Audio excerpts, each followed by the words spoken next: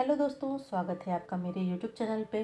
अगर आपको मेरी कहानी पसंद आए तो लाइक करें और अगर आप मेरे चैनल पे नए हैं तो सब्सक्राइब करें। रजत ने आते ही माँ पापा को आवाज़ लगाई। माँ सुनीता जी बोली, क्या बात है बेटा, बड़े खुश नज़र आ रहे हो। हाँ माँ, खबर ही ऐसी है। अब बता भी क्या खबर है। पापा अमर जी बोले, पापा मेरा आज का प्रेजेंटेशन सबसे बढ़िया रहा।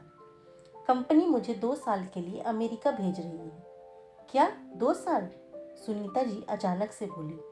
हाँ माँ, कितना अच्छा मौका है। सिमरन को भी ले जा सकता हूँ मैं, कंपनी ने इजाज़त दे दी है। रजत खुश होकर बोला, पर बेटा 2 साल हम कैसे रहेंगे तुम लोगों के बिना। सुनीता जी बोली, अरे माँ, 2 साल यूं ही निकल जाएंगे। सही तो बोल रहा है रजत, हम लोगों को भी अकेले रहने का मौका मिलेगा।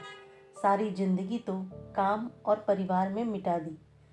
रजत के पिता अमर जी बोले, आप भी ना एक माँ का दिल नहीं जानते, इसलिए ऐसा बोल रहे हैं। सुनीता जी उदास होकर बोली, खैर बताओ कब जाना है तुम्हें। अगले महीने में माँ। सिमरन को मैंने फ़ोन पर बता दिया है, वह अपनी तैयारी में लगी है। यह बोलकर रजत अपने कमरे में चला गया। अमर जी बोले, क्यों फिक्र करती हो रजत की माँ, मैं हूं ना तुम्हारे साथ।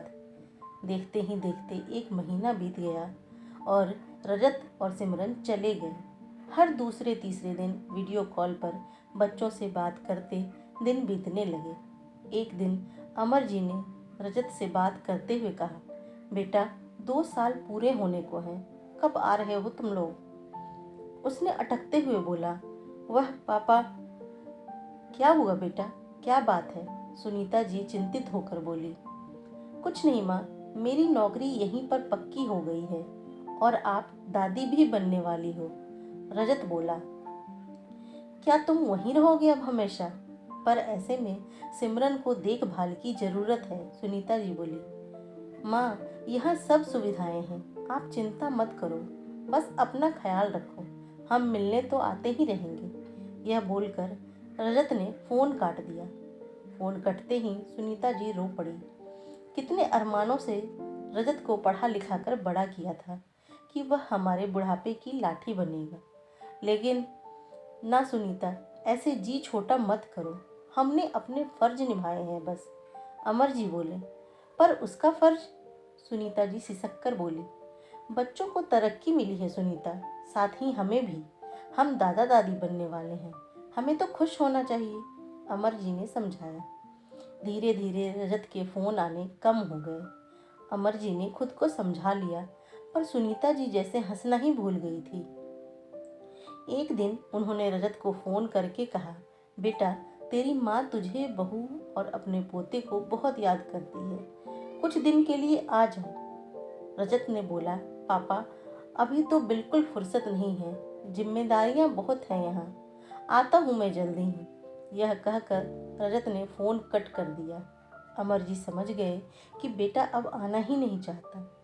उन्होंने बोला, ऐसा कर, कुछ दिन हमें ही वहाँ बुला ले, अगर तू नहीं आ सकता तो। रजत ने जवाब दिया, पापा यहाँ आप लोगों का मन नहीं लगेगा, मैं जल्दी कोशिश करूँगा आने की। अमर जी फैसला कर चुके थे कि अब उन्हें क्या करना है, कैसे खुद की और पत्नी की मुस्कान वापस लानी है। अगले दिन सुनीता जी ने अमर जी को बगीचे में काम करते हुए देखकर बोला, यह क्या कर रहे हैं आप सुबह सुबह मिट्टी में। उन्होंने बोला, इधर आओ सुनीता, मेरी मदद करो।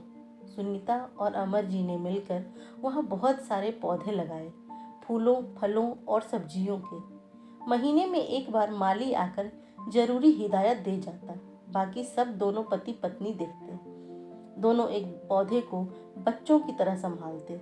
कुछ महीने बाद सुनीता जी बगीचे में गई और चहक कर बोली कि अरे यहाँ पर कितने सुंदर सुंदर फूल आ रहे हैं और इतनी अच्छी सब्जियाँ।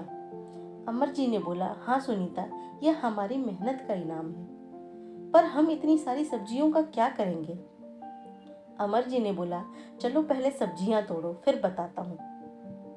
अमर जी ने अपने जरूरत की सब्जी खुद रखी, बाकी गाड़ी में भर ली और सुनीता जी को गाड़ी में बैठने को बोला।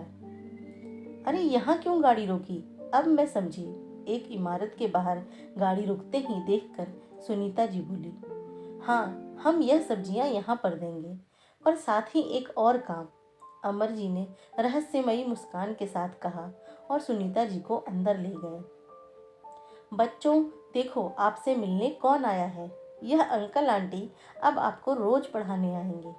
अंदर पहुंचने पर आश्रम संचालिका ने बच्चों से सुनीता जी और अमर जी का परिचय कराते हुए कहा। असल में अमर जी सुनीता को व्यस्त रखने के लिए पहले ही आश्रम में बात कर गए थे, जिससे सुनीता जी बेटे बहू को याद कर अवसाद में न चली जाए। सुनीता जी अमर जी को देख रही थी। उनकी आंखों में अमर जी के फैसले के लिए प्रशंसा तो थी, साथ ही धन्यवाद भी था, जीने का नया मकसद देने का।